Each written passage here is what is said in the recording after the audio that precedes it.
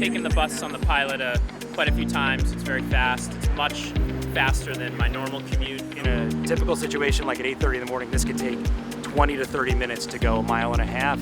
What we're hearing from people around, during the Pilot is 5 to 10 minutes at the most.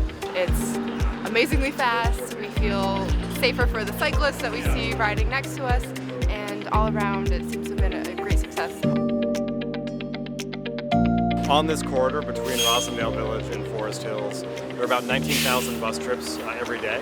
Because of that, over the course of the last 3.5 weeks, we've created this dedicated lane where we've, in the morning, removed the lane of parking for 4 hours and allowed buses and bikes, whether those are school buses or MBTA buses, to have their own lanes for about a mile all the way down to Forest Hills.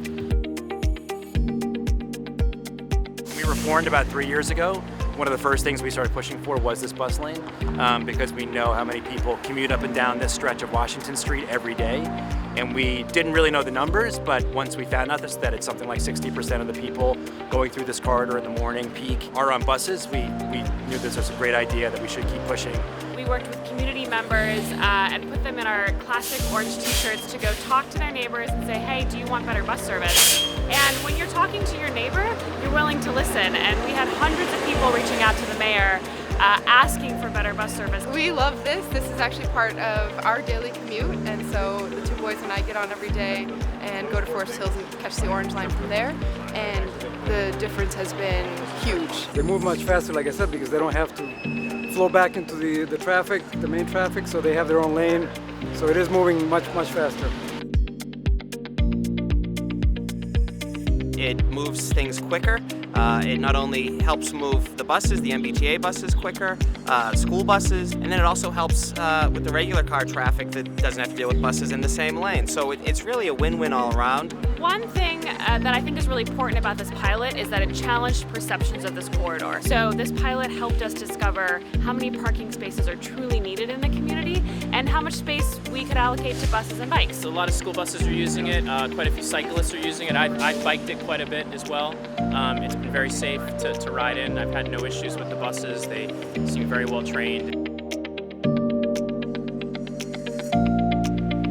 What has been great is we've actually heard very positive feedback from everybody, no matter what mode they choose. So whether you're on a bus, you're driving a bus, you're riding a bike, you're in a car, this has been very popular. It seems to have sped up the flow of traffic for everyone, and that's a great thing, both for convenience and people who are thinking about whether or not to locate somewhere in Boston, but also just for equity and economic mobility, connecting people to where they need to go regardless of making an affordable option accessible to everyone. Just in terms of moving people instead of vehicles, it's really important to think about sort of every corridor that way, and we think this is a great way to move more people through the corridor faster. We absolutely want to see more pilots more quickly in the city.